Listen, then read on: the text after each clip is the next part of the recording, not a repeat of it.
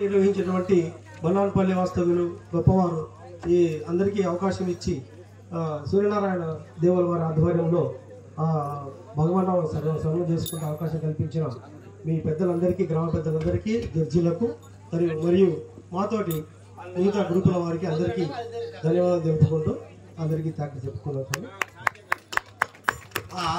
అమ్మ జర ఓపిక కావాలి బిడ్డ.